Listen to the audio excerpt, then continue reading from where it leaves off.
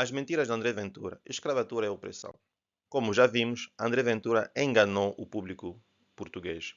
O presidente angolano nunca pediu reparações históricas, nunca acusou Portugal de ser a causa da pobreza de Angola, nunca acusou Portugal de ter destruído Angola. Disse apenas que o colonialismo português oprimiu, escravizou e humilhou os angolanos durante séculos.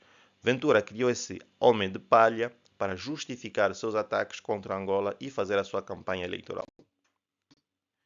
Então, do ponto de vista dos factos históricos, será que as palavras do presidente angolano condizem com os factos?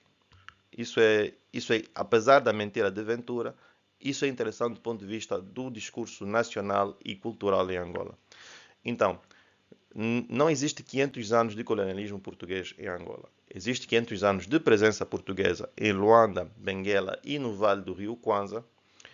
Essa conversa dos 500 anos foi um mito usado pelos portugueses primeiro para tentar justificar seus direitos históricos na Conferência de Berlim e depois para justificar a sua presença em Angola no quadro da descolonização que estava a acontecer no continente africano. Na verdade, a presença portuguesa e colonização portuguesa em Angola começa apenas com a Conferência de Berlim e termina em 1974. Ou seja, tens um pouco menos de um século de colonialismo português em Angola.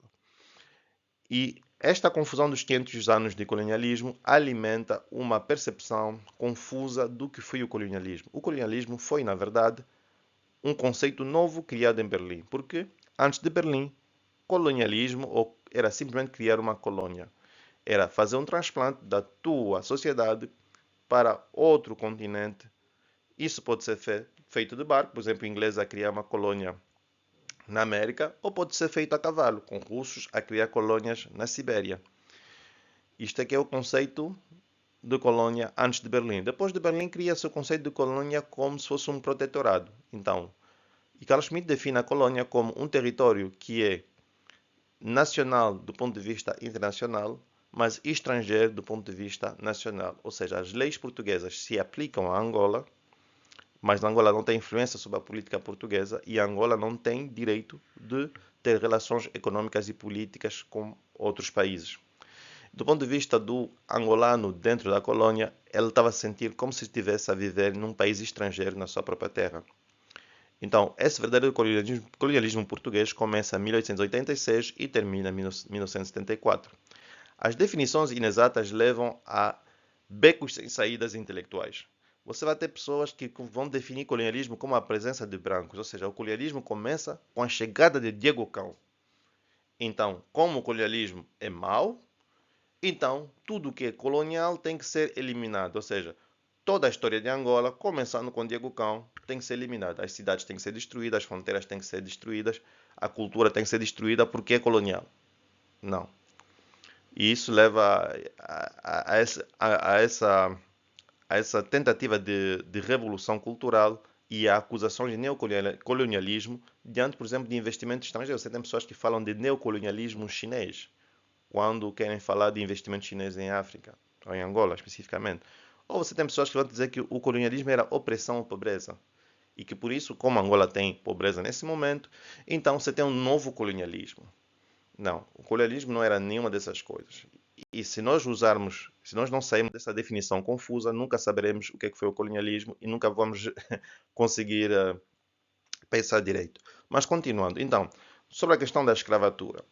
A escravatura não era uma empreitada unilateral portuguesa.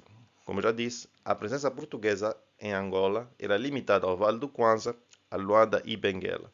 Nas outras partes do território, você podia ter relações comerciais e diplomáticas com outras entidades africanas independentes. E às vezes você tinha guerras. Porém, os europeus ou os portugueses não entravam em Angola para ir capturar os escravos. Aliás, os outros europeus também não faziam. Não tinham os homens e o clima era hostil.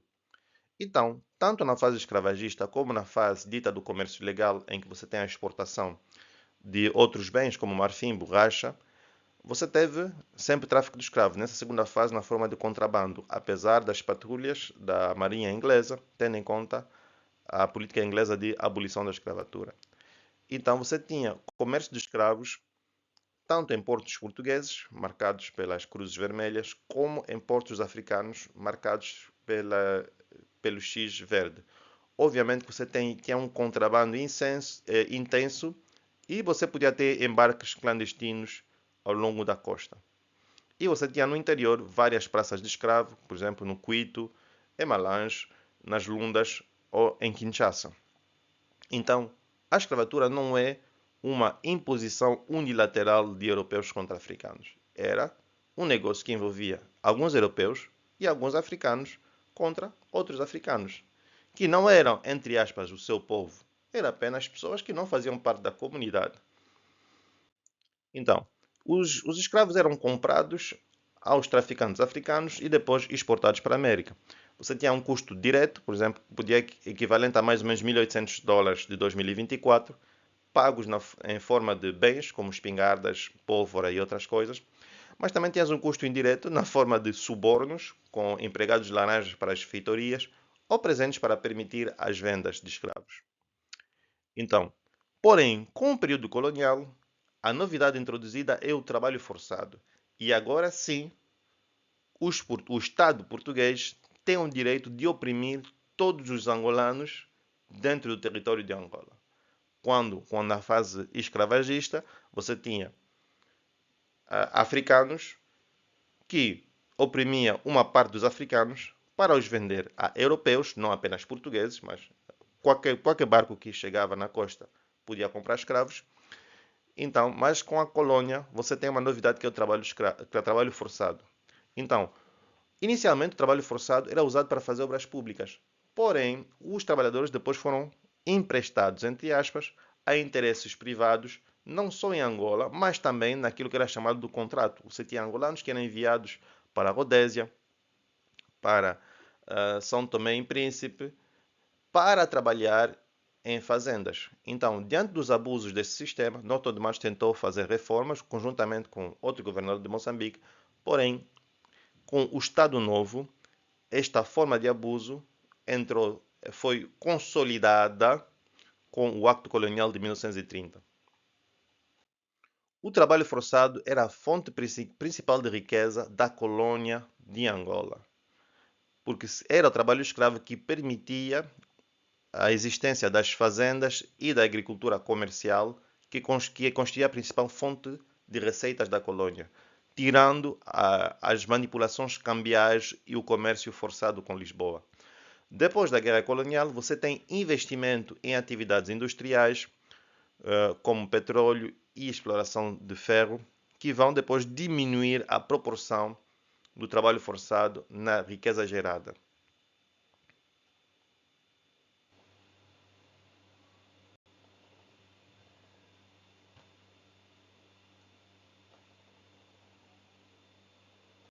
O colonialismo oprimiu Angola. Que tal ouvirmos as palavras de 12 estadistas portugueses? Norton de Matos e André de Spínola. Para quem não leu Portugal e o Futuro, recomendo a leitura. Então, mesmo do ponto de vista português, a forma de exploração da mão de obra angolana pelo Estado Novo era insuportável e insustentável e reformas eram necessárias. Bom, as palavras de João Lourenço estão corretas? Bom, do ponto de vista da escravatura, está incorreto, porque a escravatura não era uma imposição portuguesa sobre Angola. Era uma atividade conjunta entre europeus e africanos, em que uma maioria de africanos vendeu uma minoria para seu benefício próprio e os descendentes das vítimas estão no Brasil, não estão em Angola. Opressão. Sim, João Lourenço está correto, porque a fase realmente colonial, que começa em 1886, é caracterizada por exploração do trabalho angolano, manipulações cambiais que reduziram o consumo de angolanos, porém a intensidade foi redobrada com o advento do Estado Novo e apenas teve reformas depois da revolta angolana de 1961. Humilhação. Antes de 1986, não há humilhação porque não há colonização e não há colônia. Depois de 1986, obviamente que há humilhação porque os angolanos são considerados como estrangeiros dentro do seu próprio país e não são donos do seu destino. Se um português discordar, eu vou convidar ele a viver sob um protetorado espanhol por 50 anos e depois poderemos ter essa conversa.